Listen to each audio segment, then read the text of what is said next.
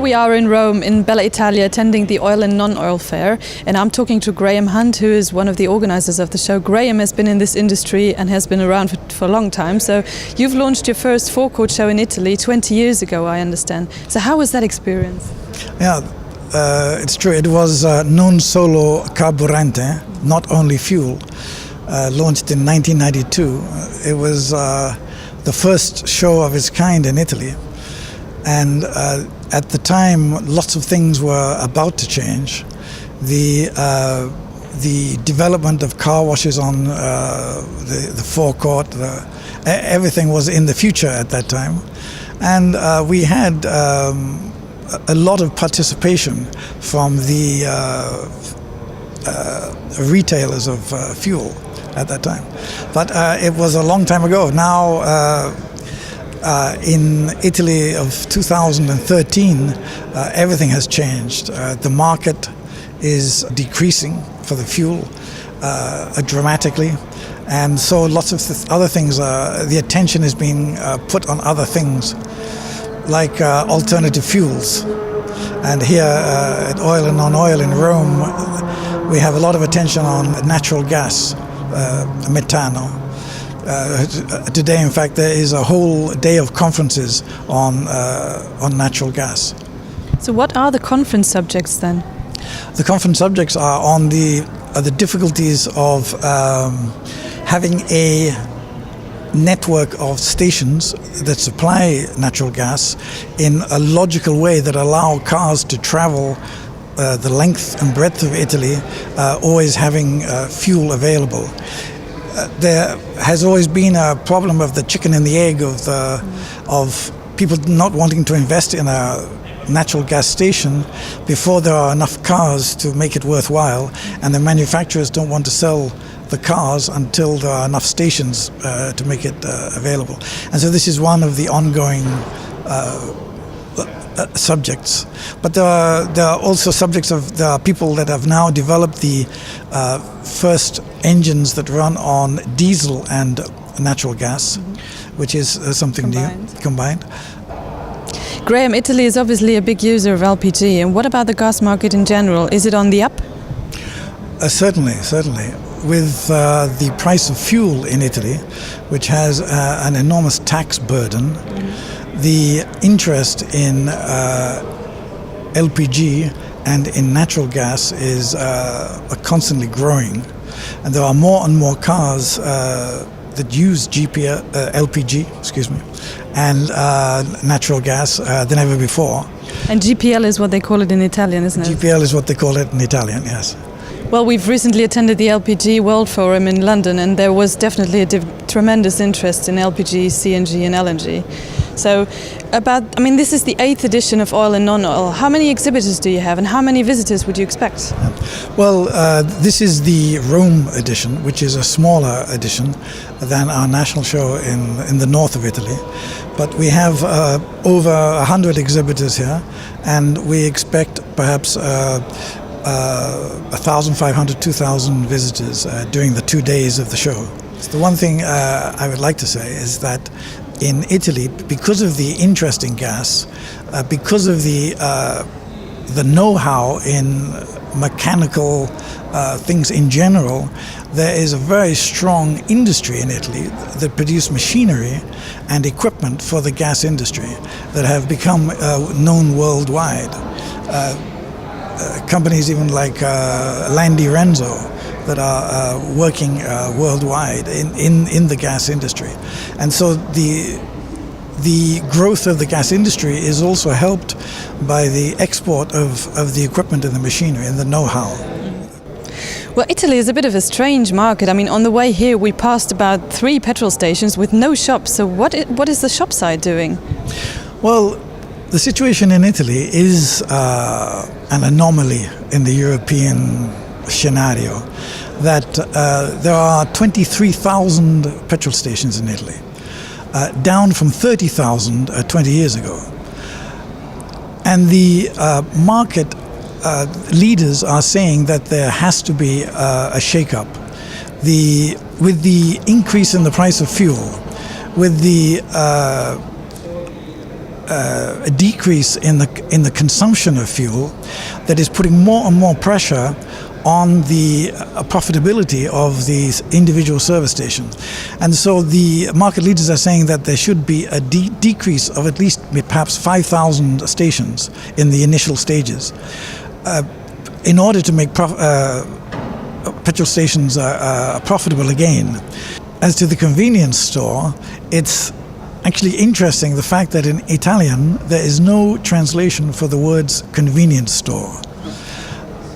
The concept doesn't even exist, and so it's a little difficult to get the thing moving without the concept, because Italians have a way of buying food, a way of buying things which is different from in other countries. And this is one reason why the shop as such has been so long in growing into the alternative profit center that it is in other countries. Whether things will change, if they are going to change, they're certainly going to change in the near future because of the crisis that the sector has, and the search for making the service station a profitable enterprise. Yeah, they will probably have to change. They have to change, yes. They have to. And that's why Oil and Non-Oil is trying to be part of that change. Thank you very much for your insight into the Italian market. It was definitely very worthwhile and very interesting. We're looking forward to coming here again in 1 year's time, and thank you very much for your time, Graham. Okay. Siete benvenuti. Have a nice visit. Grazie.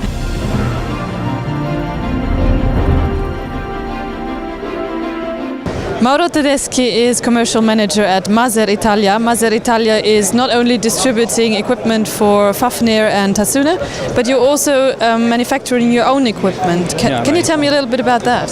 Yes, we are a distributor about Tatsuno Europe in Italy. We are a distributor for Fafnir probes and the tank engine system for Italy, but we are also manufacturing our own product for automation for the service station, OPT, terminal payments, site controllers, complete tank engine system interface to our POS system, and a centralized solution for having the complete control of a network of stations. And how well is your product? Are your products received in the Italian market? The Italian market is very important for us. At the moment, we are following in particular our local market, our domestic market, and our products are positioned in a very good way, not only for the product that we are distributing, but in particular also for our own product, and we think there is a lot to do here in Italy. What are the challenges you feel for the Italian retail petroleum market? In my opinion, the Italian market is quite full of stations because we have a huge number of stations. Probably this number will be necessary to reduce because we have very small station that has no reason to remain. But on the other way, it is necessary to increase the automation for all the existing stations, and so there is a lot to do in this direction. So it will be necessary to increase the level of the station in terms of automation, in terms of control, and this is what it will be necessary to do for the next years. Grazie Mauro. Molto prego.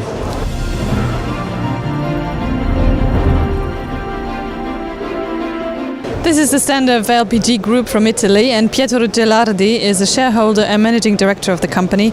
You are launching a completely new product here at the show, which is a cooperation with Petroltecnica. Exactly. So what is this product all about? Yeah, this product is completely new for the Italian market because we have a particular rule for self-service here in Italy. So we decided to make a joint venture with Petroltecnica to create a system that is compliant with all the requests for the Italian self-service.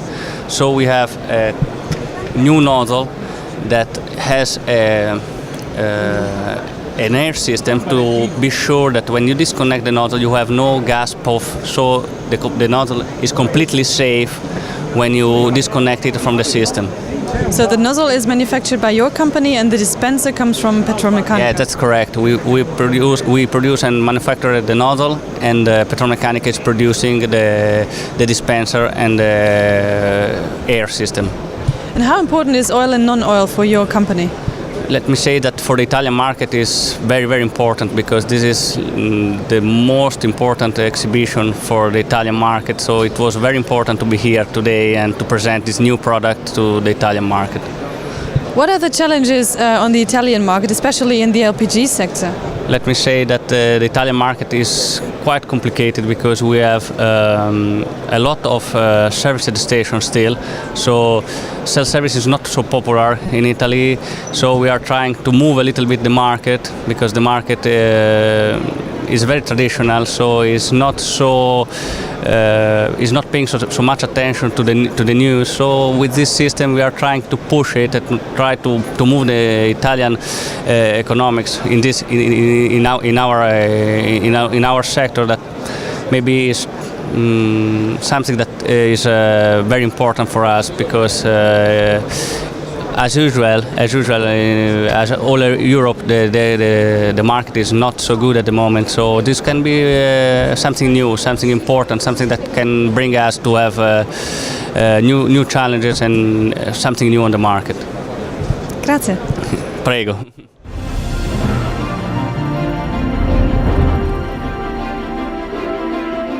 Bruno Crets is International Sales Manager for TCI International, and Erema is their official distributor in Italy for their new LPG pipe, which we can see here on the picture. Bruno, can you tell me a little bit more about this pipe? Yes, this is a non-metallic LPG pipe for high pressure applications. Italy was one of the first markets where we introduced the pipe in 2010, which is a very successful market, I think, with more than 100 service station projects already. Now this year we are introducing the second generation of the coupling, which is actually a coupling crimped by a radial crimping machine, which has a couple of advantages. First, the coupling is about 50% of the price of the original coupling, so it's much more interesting to use this for shorter project lengths. Second advantage is you can crimp this by a radial crimping machine. It's a more common system of crimping, a cheaper machinery. And the third advantage is we can use a kind of flange system, which allows us to eliminate another flange, another connection system.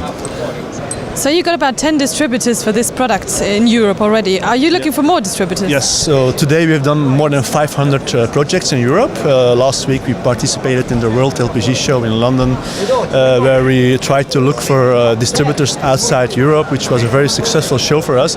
So now we are ready to go outside Europe and sell the pipe elsewhere. LPG represents about 30% of the fuel use in Italy. So how do you see that figure moving in the future?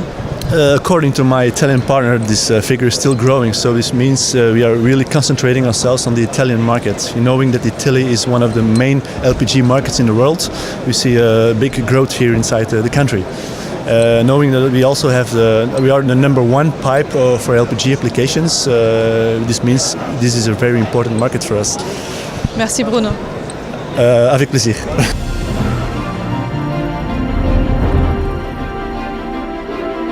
This is Luciano Dell'Omo, Managing Director and President of Petroltecnica. Petroltecnica is a specialist contractor for environmental matters in Italy. Can you tell me a little bit more about what exactly your company does? Yeah, Petroltecnica is a company that is assuring to their customers services concerning environmental safeguarding and remediation. Our main customers historically are the oil companies, because they are more engaged than other companies in recovering the quality of the environment. Our speciality is to give all the service for the safeguarding of the integrity, particularly of the tanks, underground tanks containing fuel. That means that we go from diagnostic, cleaning, remediation, relining of that tanks. Then we do investigation and diagnostic about underground pipelines connecting tanks to the fuel pumps. And this is an area where we are proud to say that we try to invest on technology instead on pure manual activities. Remember, the activities around the tanks are dangerous and unpleasant for manpower. So we prefer to go with unmanned technologies. We designed and patented inside the company a special robot that are able to clean the tanks, render it gas-free. Additional technologies to measure the thickness of the tanks in order to calculate the remaining life. And the last, very new, just 1 week after launch, a robot that assuring the sandblasting of the tanks before the preparation for the relining of the tanks to create a double wall. This is an area of business where in the last 3 years we have made 3,000 tanks, cleaning and so on, mainly in Italy, but we were called by major oil companies to do the same job and to show how it works in Germany, in France. Now we will go in Netherlands, where some European guidelines are suggesting to go for tank reliability assessment through digitalized and recordable systems, and we want to test our system. What are the challenges, in your opinion, for the Italian market, especially when it comes to environmental issues? Look, the today main challenges in the industry segment we are following are realistically two. One, if you go on the speciality of gas stations, petrol stations, the problem in Italy we have an excess of petrol stations. We have around between 24,000-25,000 gas stations, when in Germany, I don't remember if it's the right number, 14,000, in France 11,000. There is the expectation to close 8,000 stations. Of course, the 8,000 stations to be closed are the oldest, the smaller, and probably with the small volumes. So the problem today is if you close, you have to recover also the environmental liabilities. So how economically is possible to sustain the closing of that gas station and in the meantime assure the recovery of the site from environmental point of view? This is the main challenge. The government is trying to facilitate that with some financial support in closing stations, but today still is not easy to understand if all the operation will be sustainable. So one of the challenge for us also that we are operating on that is how to assure sustainable solution in order to follow this trend. The other bigger, again in the oil and gas industry and petrochemical industries, the big production plants, the big refineries. A lot of refineries are not economically sustainable now, and again the problem is if you want to stop, you need to face the problem of decommissioning and recover it from environmental point of view. And so again it's a problem of goodwill to do and the maintain to be financially and economically sustainable. That these are the two main challenges. Grazie Luciano. Thank you.